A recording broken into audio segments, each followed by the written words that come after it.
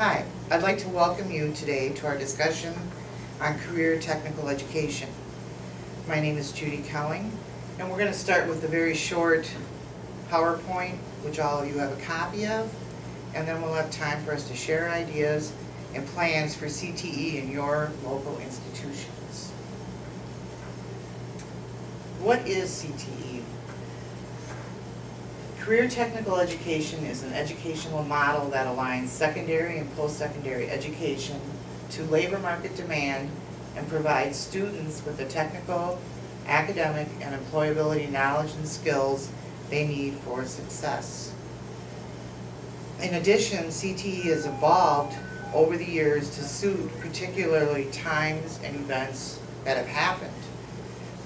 Also, CTE is an umbrella term that applies to subjects and fields that used to fall under what everybody still maybe considers vocational education. The federal definition of CTE mandates that CTE must provide individuals with coherent and rigorous content aligned with academic standards. CTE also must provide technical skill proficiency, an industry-recognized credential, a certificate, or an associate degree. Also, CTE includes competency-based applied learning that contributes to the academic knowledge, higher order reasoning, and problem-solving skills.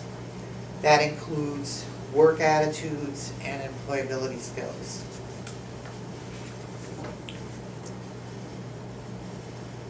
I'm going to refer to a little bit of the history of CTE. I'm not going to discuss every act that there is. I've highlighted some of the more important ones. In 1862, the Morrill Land Act was the first federally funded support that education institutes received for schools that had agriculture and mechanic arts programs. In 1907, the Nelson amendments to the Morrill Act had funds that went towards teacher education. In 1963, the Vocational Act had funds that supported vocational schools, work-study programs, research and training, business education, and vocational education. In 1972, the Vocational Act added special need programs for the disadvantaged and the displaced workers. In 1984, we saw the first of the Carl Perkins Acts.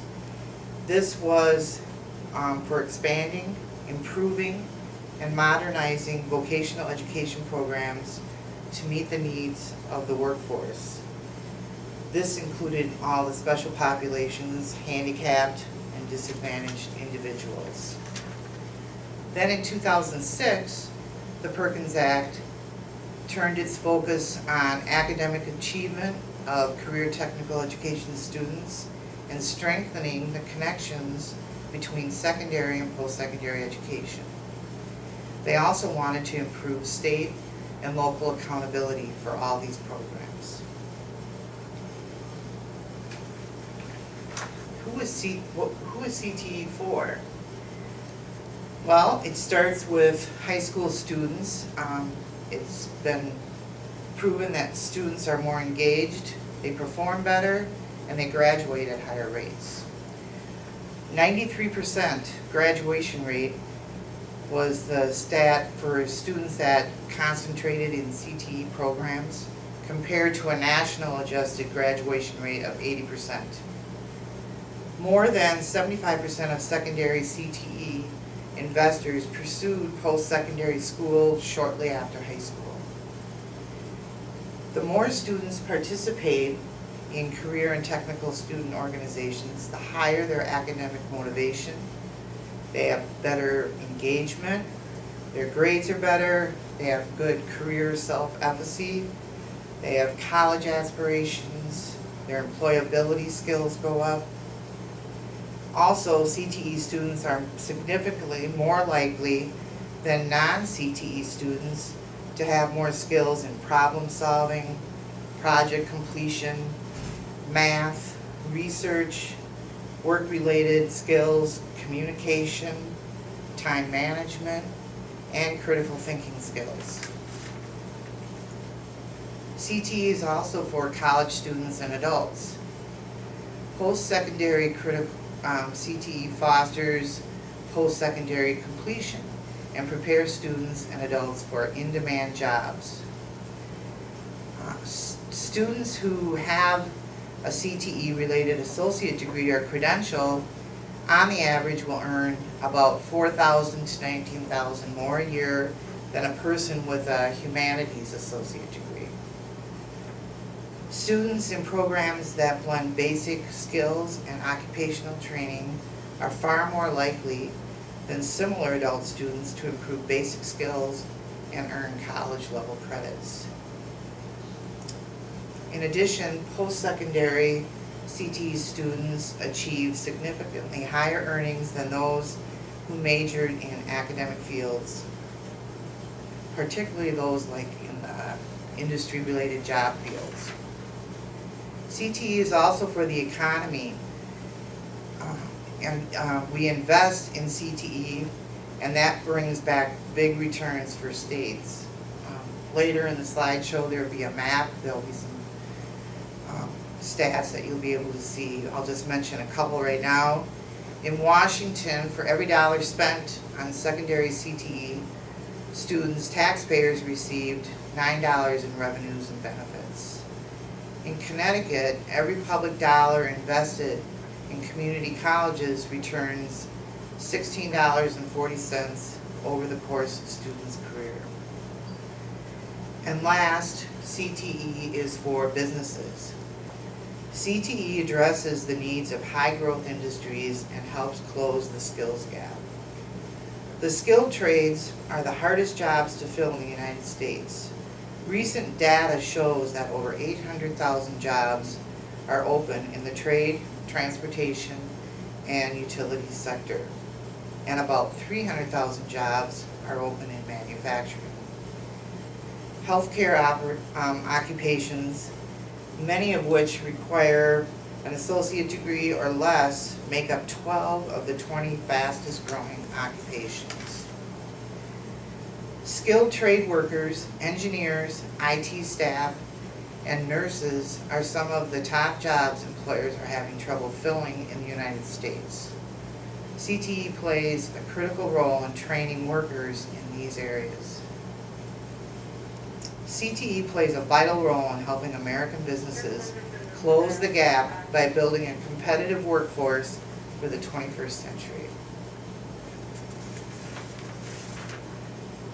Why is CTE important? Well, CTE students participate in more rigorous academic coursework in comparison to general students. CTE students are more motivated, they're interested in their coursework and less likely to drop out. CTE graduates are 10 to 15% more likely to be in the labor force and earn 8 to 9% more than graduates of academic programs. Also, it's important because it educates students for a range of career options through 16 career clusters and 79 plus pathways. So there's a lot of opportunity in different areas.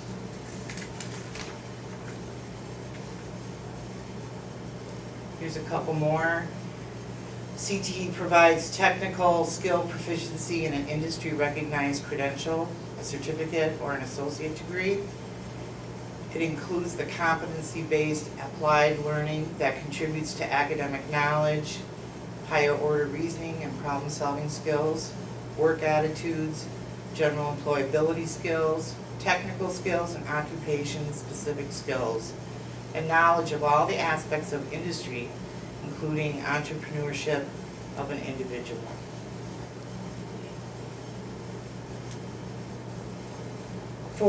To have a successful CTE program, there's about 5 keys that a person should look at. Number one, you want to make sure you use interactive tools. That means you want to integrate technology with your traditional lessons. Number two, relationships with businesses. You want to try to get some apprenticeships, work-study programs, internships, things of that nature. Number three, industry-backed certifications and post-secondary education. The CTE curriculum that you use should be aligned with the post-secondary schools in your area. This makes the transition much easier for students. Number four, professional development for CTE educators. We should make sure that our educators in those CTE programs are kept up to date with the changes in the fields that they are teaching, making sure they are up with all the technology advances. And last, accountability and standards. When schools maintain meaningful accountability, they normally receive additional funding and incentives from federal government. The future of CTE. Here's a little graph that I thought was interesting. It showed what career technical education was like. In the past, it was usually focused in the high school. Now, it's linked to secondary, post-secondary, and the workforce. There used to be about 6 or 7 program areas. Now we have 16 career clusters and 79 career pathways. It used to be in place of an academic course. Now it supports and reinforces academic learning. It used to be tracked, where it was just separate by itself. Now it's integrated into the rest of the curriculum. And it used to end. It used to just be over with. Now it's continuous, lifelong learning is what they're striving for. Okay, here are some interesting facts relating to the investment of CTE for certain states. I already talked about Washington and Connecticut. In Wisconsin, the technical colleges return a public benefit of $10.65 for every dollar invested, and fully paid their annual public funding after only 2.2 years. There's some pretty impressive statistics there for our investment.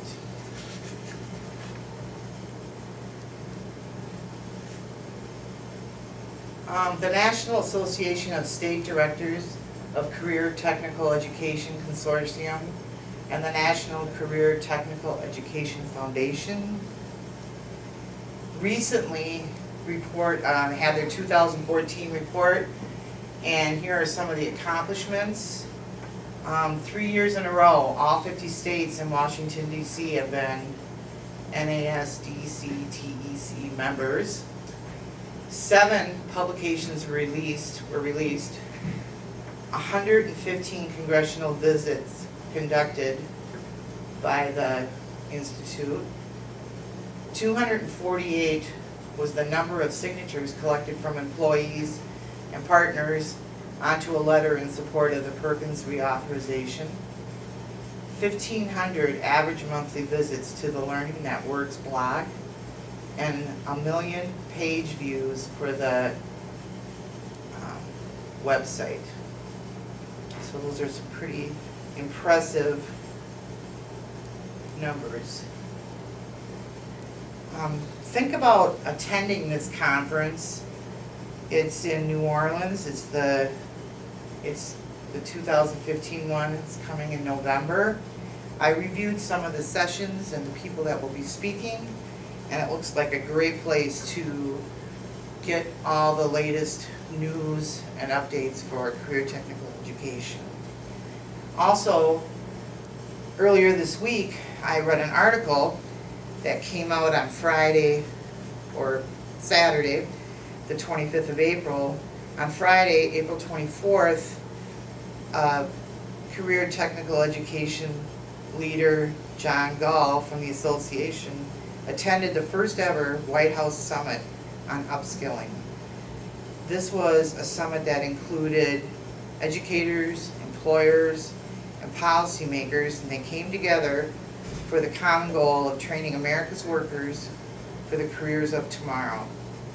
Vice President Joe Biden was there, and he gave his support for apprenticeships and job training. He was quoted as saying these are imperative in maintaining America's economic competitiveness.